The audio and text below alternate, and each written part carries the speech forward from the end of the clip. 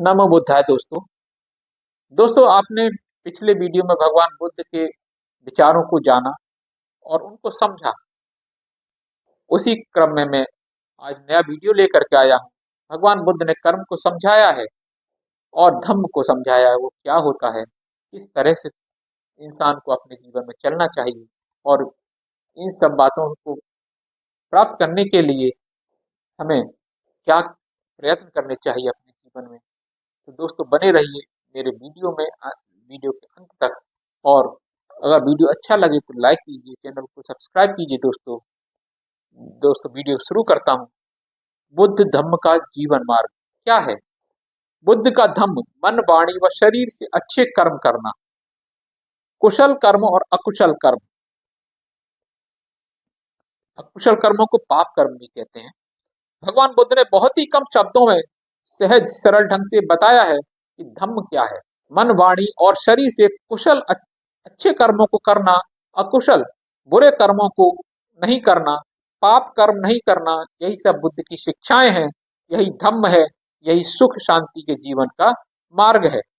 तथागत कहते हैं, यदि व्यक्ति कुशल कर्म करे तो बार बार करे, उसी में चित्त लगाए और कुशल कर्मों का संचय करे। मनुष्य को कल्याणकारी कार्यों को करने में शीघ्रता करनी चाहिए, देरी नहीं करें। मन को पाप कर्म से दूर रखना चाहिए। कुशल कर्मों का संचय सुखदायी होता है तथा अकुशल पाप कर्मों का संचय दुखदायी होता है। मनुष्य अच्छे कर्म करने में देरी करता है तो उसका मन बुरे कर्मों में रमण करने लगता है। यदि कोई व्यक्ति पाप करे तो उसे बार बार न करे, उसे पाप से आनंदित नहीं होना चाहिए। पाप इकट्ठा होकर दुख देता है। कुशल कर्म करने वाला इस लोक में सुख पूर्वक रहता है। अकुशल बुरे अहितकारी कर्मों को करना आसान है, लेकिन कुशल अच्छे हितकारी कर्मों को करना बहुत मुश्किल है। अच्छाई के बारे में मत सोचो कि मैं इसे नहीं कर सकूंगा। बूंद बूंद से घड़ा भर जाता है, उसी प्रकार थोड़ा थोड़ा संचय करके कुशल कर्मों में वृद्धि होती है। इसी प्रकार बुराई के बारे में भी यह न सोचें कि वो मुझ तक नहीं पहुंचेगी। जिस प्रकार बूंद बूंद करके पानी का घड़ा भर जाता है, उसी प्रकार थोड़ी थोड़ी बुराई बहुत हो जाती है। जिस प्रकार को करके जिस काम को करके व्यक्ति को पछताना ना पड़े, जिसके फल को वह आनंदित होकर और संतुष्ट होकर भोग करे, उस काम का करना अच्छा है। उस काम को करना अच्छा नहीं है जिसे करने के बाद पछताना पड़े, जिसके फल को आंसू बहाते हुए दुखी होकर भोगना पड़े।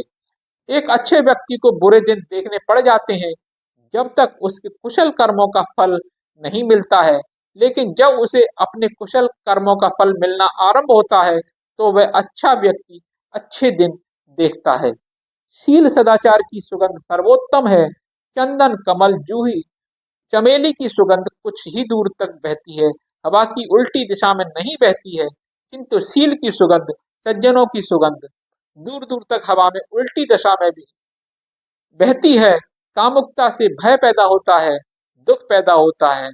जो इस बुराई से एकदम मुक्त है, उन उसके लिए न दुख है न भय है। भूख सबसे बड़ा रोग है, संस्कार सबसे बड़ा दुख है। जो इस सत्य को जान लेता है, उसके लिए निर्वाण सबसे बड़ा सुख है। जो व्यक्ति स्वयं पाप कर्म करता है, उत्पन्न करता है, फिर उसको बढ़ाता जाता है, तो उसे पाप का कर्म का फल उसे ऐसे ही पीस डालते हैं जैसे हीरा कीमती मणि को तोड़ देता है। जो व्यक्ति बहुत दुशील होता है, वह अपने आप को ही उस हालत में पटक देता है जहां उसका दुश्मन उसे चाहता है, ठीक वैसे ही जैसे अमर बेल किसी पेड़ पर फैलकर उसे सुखा देती है। तो दोस्तों ये थे भगवान बुद्ध के नियम, भगवान बुद्ध के सिद्धांत और भगवान बुद्ध जीवन को संस्कारित सरल बनाने के मार्ग। तो दोस्तों कैसा लगा आज का वीडियो आपको? अगर अच्छा लगा हो तो लाइक कीजिए, चैनल को सब्सक्राइब कीजिए। दोस्तों मिलता हूं अगले वीडियो में, तब तक के लिए नमो बुद्धाय।